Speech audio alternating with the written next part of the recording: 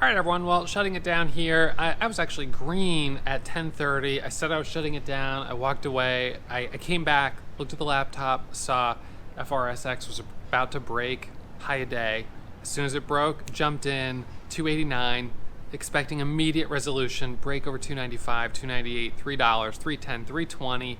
I thought it would take off, and it dropped right back down to 255, and just like that, I gave back the 1400 I made this morning and went into the red, making this the fourth red day of the week. This has been the worst week that I've had in terms of just accuracy in I don't know. I'm not sure how long it's been, but cold streaks happen, and that's part of trading. We have hot streaks, we have cold streaks, we have ups, we have downs, and right now, obviously on a little bit of a pullback, a little bit of a down, but had such a great day yesterday, finished with $7,400 of profit, feel good about that.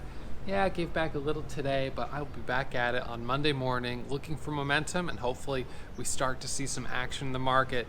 You know what it's going to take to really get the momentum back? A 300-400% move, or something to just explode, to go from $2 to $8 and just really go crazy. So I can't wait for it to happen. I'm just looking forward to that type of volatility, something that's really exciting, but maybe a few more days, a few more weeks before it happens. So have to be patient, have to be a little bit more conservative. But although today's a red day, it's not a blowout, it's not a max loss, and I feel good about that. Live to trade another day. Be back at it on Monday morning.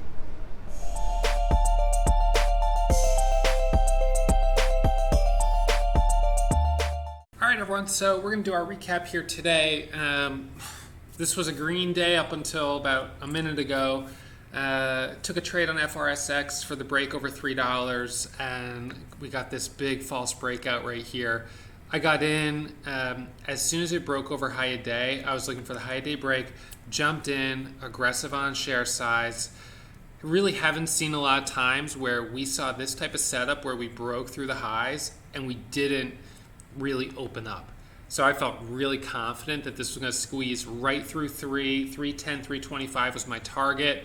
And then look at this, candle drops from 294 down to $1.56. Ugh. Pops back up here, I got out, and just like that, went from being up 1,400 on the day to being down 1,800, which makes it the fourth red day of the week. It's not easy. I'm going to be really glad that June is in the books here today. Just not easy at all. This type of thing has been very typical. Lots of false breakouts. This stock this morning, in fact, maybe I should have expected it would do this, because we had a false breakout here and a false breakout here. This is such an obvious setup for a break through the highs. It only broke the highs by 9 cents, despite 1.3 million shares of volume, only made high a day by 9 cents or maybe 10 cents. I mean, it really wasn't able to open up. My first trades on it this morning were down in this area, and I actually traded it pretty well. I had a total of 5 trades on it. I was green on 3 out of the 5, I guess, including now this red trade. But started scalping it in this area. We had a couple nice pullbacks here and here, but as you can see, these didn't really sustain very well, which was really disappointing. And just generally, I don't know, 18 million share float stock, a little crowded, 14 million shares of volume. I would have been pretty happy 20 minutes ago just to be like, you know what, I made $1,400 on that one, and green day, but unfortunately I went in for that one extra trade. The good news is that, again, even though it's a red day, this is a small red day. I'm not below max loss. I'm just giving back a little bit of profit, and we're just continuing to be in that chop while we wait for the market to really open up, while we wait for those A-quality setups. This is the one that I think everyone was focusing on today, 14 million shares of volume, up nearly 100%. But despite that, it, as you can see, has had several high-volume red bars and has now done sort of the final big rejection, ugly move here, which is really disappointing. So it's been a tricky week. The last 2 weeks, in fact, have been tricky. pretty rare for me to have this type of slow patch. It happens from time to time. The last one was in March, and then I made well over $100,000 between March and here in June. And then we came up here on a 2-week slow patch. So last 2 weeks have been slow, but the good news is, when the market's slow, there's only one place it can go, and that's back into a hot streak. Yes, you can have a slow period last for a couple weeks. Sometimes it'll last for a full month. It's a great opportunity to study. If you can be profitable during a slow period, you're going to be exceptionally profitable during a hot streak. The hardest part is during a slow period, you just see that have that tendency to go ahead and take trades like this type of setup, knowing that this setup in a hotter market would have worked, 99% of the time. Even in the cold market, they typically work. And so, in any case, you get a little more aggressive. You'll see your accuracy drops down during the cold streak.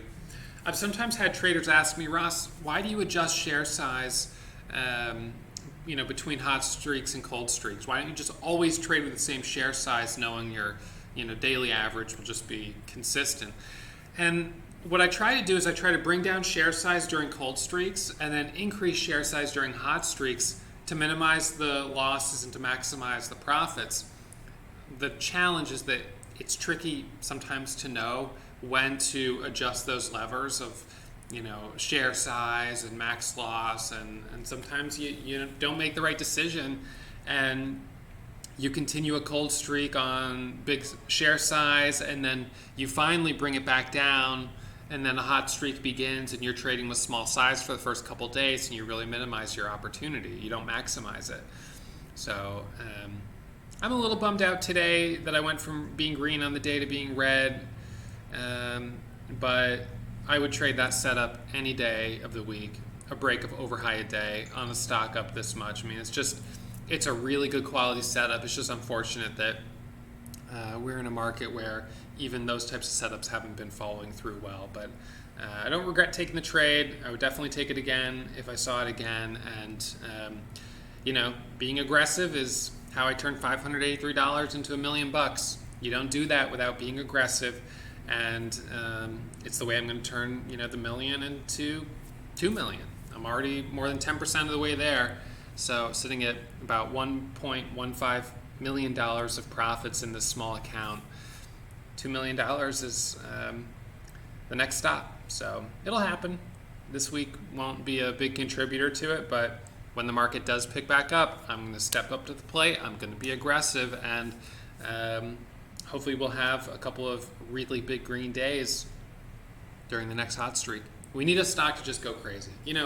FRSX up 100%, that's nice, it's not bad. CETX yesterday up about 150%, that's not bad either. We need something to go up a little bit more than that. We need something to really open up a 200, 300, 400% move, an RKDA, BSPM, BPTH, something like that is what typically starts the next round of momentum. So I'm waiting for that stock, can't wait for it, but have to be patient. So I'll be back at it first thing Monday morning. Fingers crossed that we get some momentum. All right, see you guys then. If you're still watching, you must have really enjoyed that video. So why not subscribe and get email alerts anytime I upload new content? Remember, when you subscribe, you become a member of the Warrior Trading family.